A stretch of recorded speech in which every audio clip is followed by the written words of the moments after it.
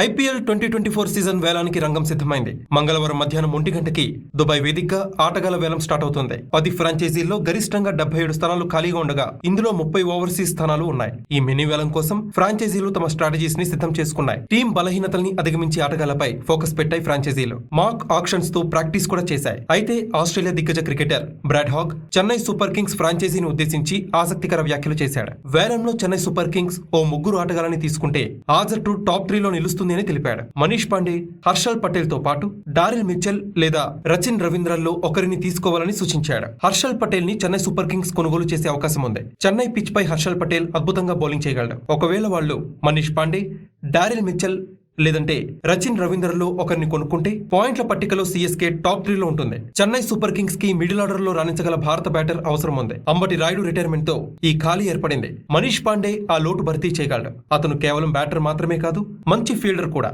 కాకపోతే ఇప్పటి వరకు అతను అత్యుత్తమ ప్రదర్శనని బయటకు తీయలేదు. చెన్నై సూపర్ కింగ్స్ కనుక అతనికి అవకాశం ఇస్తే ధోని సారథ్యంలో అతను ఖచ్చితంగా సత్తా ఏంటో నిరూపిస్తాడు. మనీష్ పాండేని కాదనుకుంటే డారిల్ మిచెల్ ని తీసుకోవాలి, లేదంటే రచిన్ రవీంద్రనైనా తీసుకోవాలని బ్రాడ్ హాగ్ తన యూట్యూబ్ ఛానల్ వేదిక అభిప్రాయపడ్డాడు. చెన్నై సూపర్ కింగ్స్ లో 6 స్లాట్స్ ఖాళీగా ఉండగా ఇందులో 3 ఓవర్సీస్ స్లాట్స్ ఉన్నాయి. ఆ జట్టు వద్ద ప్రస్తుతం 31,40,00,000 పర్స్ మనీ ఉంది. చెన్నై ఓ విదేశీ పేసర్ తో పాటు మిడిల్ ఆర్డర్ పై ఫోకస్ పెట్టే అవకాశం ఉంది.